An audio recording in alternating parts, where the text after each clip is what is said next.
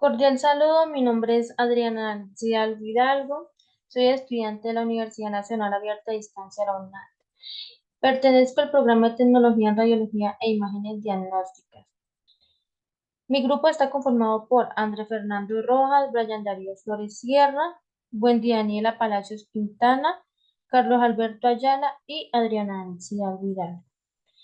El tema que nos correspondió fue neumotórax espontáneo. ¿Qué es el neumotórax espontáneo? Es mi parte. Eh, es la acumulación de aire o gas en el espacio pleural que rodea los pulmones. ¿Cuáles son las causas del neumotórax espontáneo? Es la alteración, el equilibrio, la presión entre la pleura y el pulmón y podríamos decir que es la presión negativa.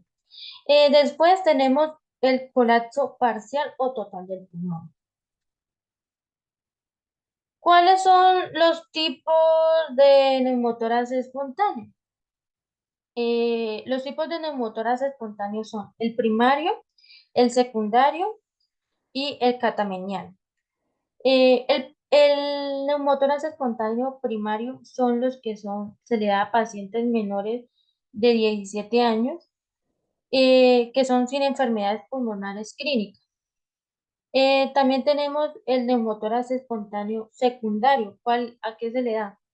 Se da a pacientes de 50 años. El primario se da entre los 17 y los 25 años. En ese trayecto más o menos se da. El secundario se da entre pacientes mayores de 50 años eh, que, que presentan enfermedades pulmonares clínicamente parciales o aparentes. Em, Por último, tenemos el neumotórax espontáneo catamenial, que sea 3 días antes o 3 días después del periodo menstrual. Tenemos una imagen de neumotórax, que es, aquí tenemos el pulmón normal, un pulmón normal. Verificamos aquí esta lineecita blanquita que se evidencia aquí, que es el espacio pleural. Tenemos un pulmón muy colapsado. Tenemos el, el aire o el líquido del espacio pleural, que es, que es este de acá que se evidencia. La imagen radiográfica de la definición de un neumotórax espontáneo, que es, tenemos la columna vertebral, tenemos la clavícula, se evidencian las costillas, se evidencia un pulmón normal, se evidencia el corazón, como les decía, se evidencia el húmero también. También tenemos la parte de un colapso pulmonar, se evidencia el aire y el líquido. También de esta radiografía se evidencia el aire o líquido en el espacio pleural. Muchas gracias.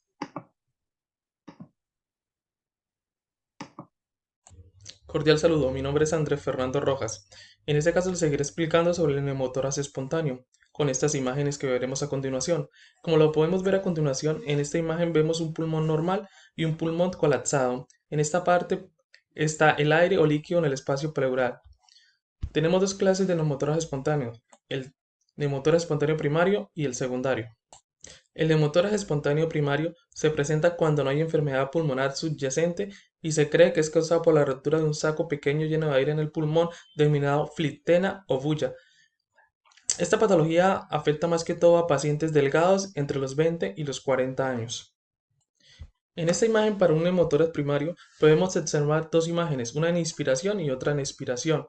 Es un RX de tórax en PA donde los encontramos en bipedestación, ocupando aproximadamente la mitad lateral del hemitórax izquierdo, que no muestra vascularización pulmonar y se encuentra delimitada del parénquima pulmonar por una línea claramente identificable que representa la pleura visceral, mediastino desplazado ligeramente hacia el hemitórax colateral, neumotórax izquierdo espontáneo.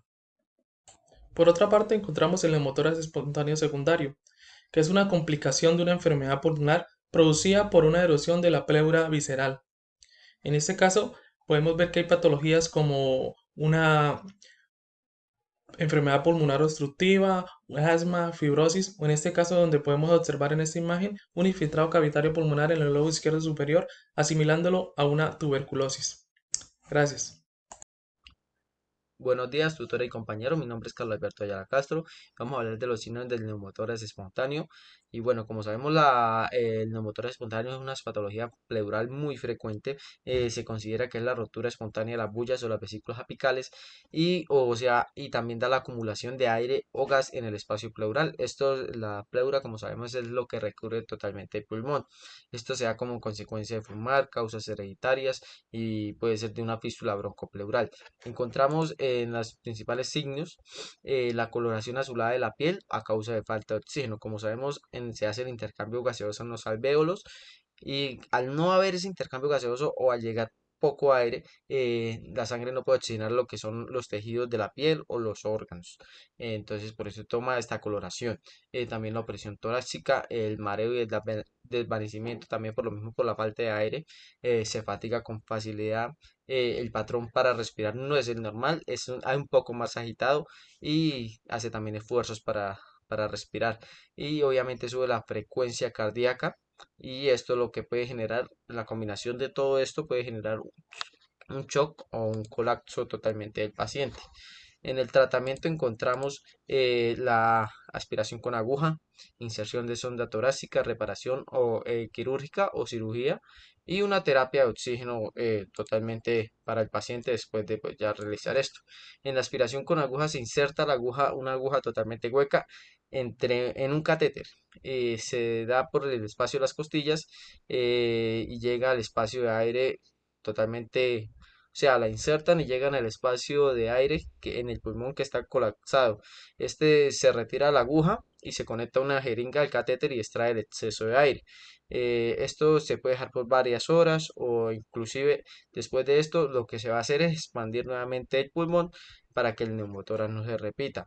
También encontramos la inserción de la sonda pleural, que esta pues también va por un espacio y se puede conectar a un dispositivo y esto lo que va a hacer que va a extraer el aire y nuevamente va a expandir nuevamente el pulmón, este mismo sano. Y también la cirugía, pues obviamente el cirujano llega al punto y lo que va a hacer es sacar el aire y va a suturar. Gracias. Acá en esta imagen podemos observar el aire que está en el espacio pleural y eso es lo que sería un neumotórax. Acá se puede ver la fístula y pues acá donde puede, o sea, la terapia o los procesos quirúrgicos que van a hacer, lo que van a hacer es que el pulmón otra vez vuelva a su forma original como acá, como el de la parte derecha. Cordial saludo, mi nombre es Buendia Daniela Palacio Quintana. Voy a hablarles de un caso clínico de un neumotórax espontáneo.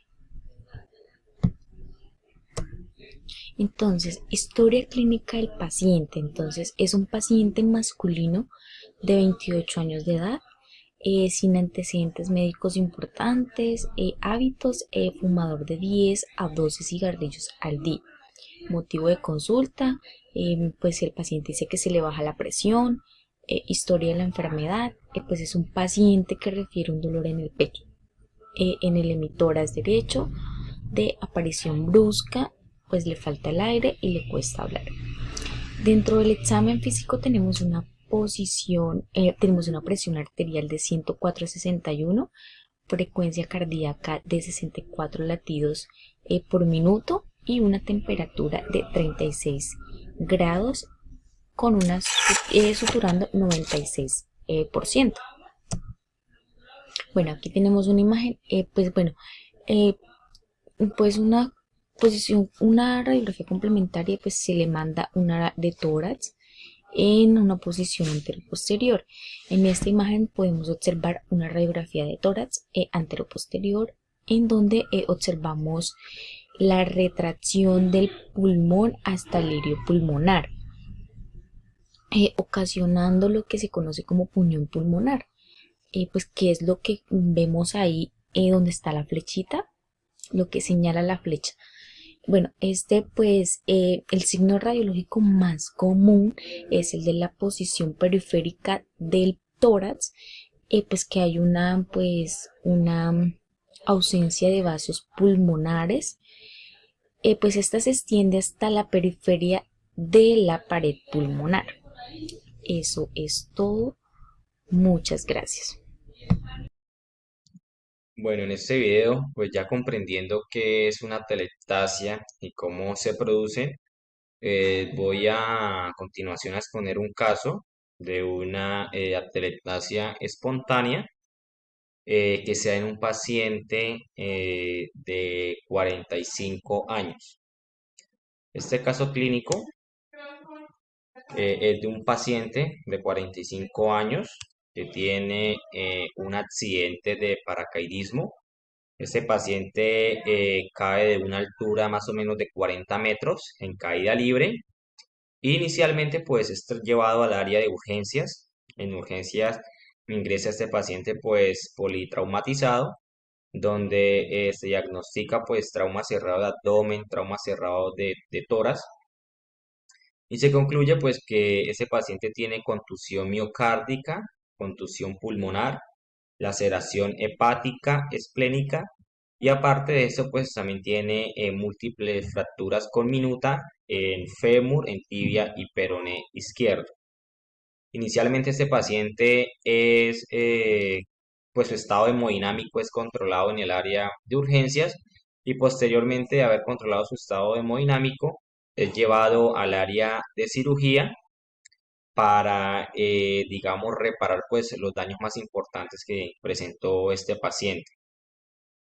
Posterior al procedimiento quirúrgico, pues dado a su complejidad y a la gravedad del accidente, pues es un paciente que está hemodinámicamente inestable, por lo cual pues este paciente es llevado al área de unidad de cuidados intensivos. Ese paciente pues es un paciente de 45 años que no presenta pues ninguna patología base y ninguna enfermedad pues de gran importancia, aparte pues del trauma o del accidente que tuvo. Este paciente, pues por su estado hemodinámicamente inestable, es llevado al área de unidad de cuidados intensivos con sedación y con un soporte ventilatorio mecánico. ¿Eso qué quiere decir? Que el paciente ingresa al área de UCI con una intubación, entubado y con un soporte ventilatorio. Posterior a 3 días, se nota que este paciente presenta un deterioro súbito de su función respiratoria, por lo cual el médico tratante decide realizar una exploración física de tórax, donde se evidencia que hay disminución del movimiento de la caja torácica y donde hay ausencia de ruidos respiratorios. Inicialmente este paciente también presenta taquicardia y presenta taquipnea y desaturación por pulsosimetría de dedo, de pulso. Entonces, este es un paciente que después de presentar este deterioro súbito en su parte respiratoria, es un paciente que empieza a desaturarse, haciendo que su saturación disminuya de 95 a más o menos una saturación de 85-90. Este paciente, después de estos diagnósticos, el médico ordena realizar una radiografía portátil de tórax, donde se confirma el diagnóstico, que es una atelectasia completa de pulmón izquierdo.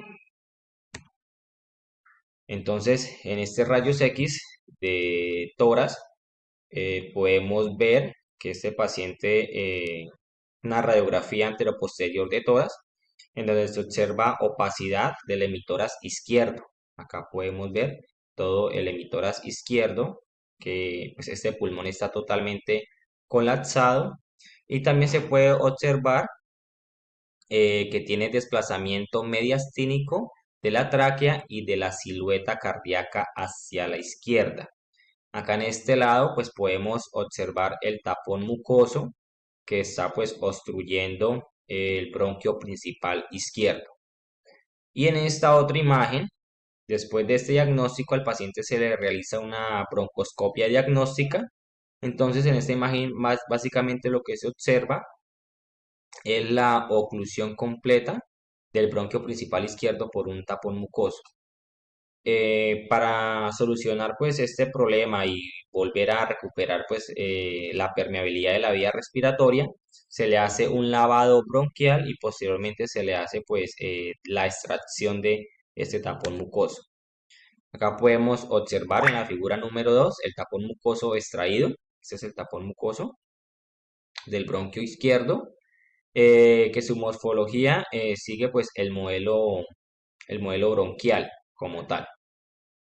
Después de que se le realiza este lavado y después de que se le retira este tapón mucoso, pues lo que se obtiene es que se permeabiliza nuevamente eh, la vía respiratoria y pues se logra expandir nuevamente el pulmón, que esto pues ya con esta radiografía de tórax se comprueba de que el tapón mucoso fue retirado y que el pulmón pues ya se volvió a expandir y pues el paciente presenta mejorías en su función respiratoria. Entonces, igualmente, esta es una radiografía anteroposterior, pues después de la broncoscopia y la extracción del tapón mucoso bronquial, donde se denota pues la expansión pulmonar y el regreso del mediastino y la silueta cardíaca en su posición pues anatómica normal. Y en esta otra imagen podemos observar pues que el bronquio izquierdo está totalmente permeable y pues con ese tratamiento se logra pues que el paciente recupere nuevamente su función respiratoria y pues presente mejoría